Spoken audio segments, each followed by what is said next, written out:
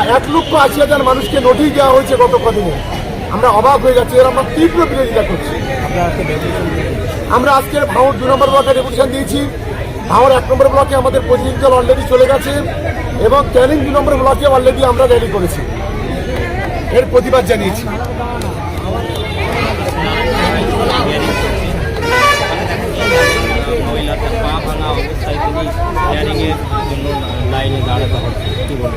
পা ভাঙা 8 মাস 9 মাসে গর্ভবতী মা, কেউ অ্যাম্বুলেন্সে করে আসছে, কেউ নাকে নল দিয়ে আসছে, 70-80 বছরের বৃদ্ধা যারা হাঁটতে পারে না তাদেরকেও আসতে হচ্ছে এবং এসে সারা দিন ধরে এই লাইনে দাঁড়িয়ে আছে।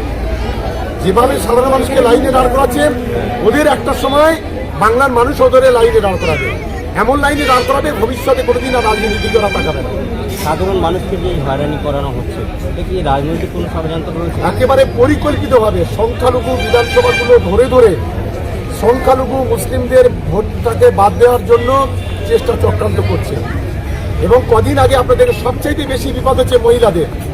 বিবাহ সূত্রে মহিলারা বিভিন্ন জায়গায় বিয়ে হয়েছে, এই মহিলাদের নাম সবচেয়ে বেশি কেটে দেওয়ার ব্যবস্থা হচ্ছে, যাতে করে আগামী দিনে এদের ডিটেনশন ক্যাম্পে নিয়ে যাওয়া যায়।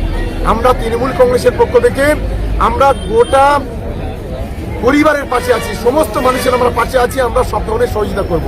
যাদের নাম 14 তারিখে বাদ দেবে তাদের নিয়ে যদি হাইকোর্ট সুপ্রিম কোর্টে যেখানে যেতে যাব, কিন্তু একটা ভোট আমরা কাটতে দেবো না।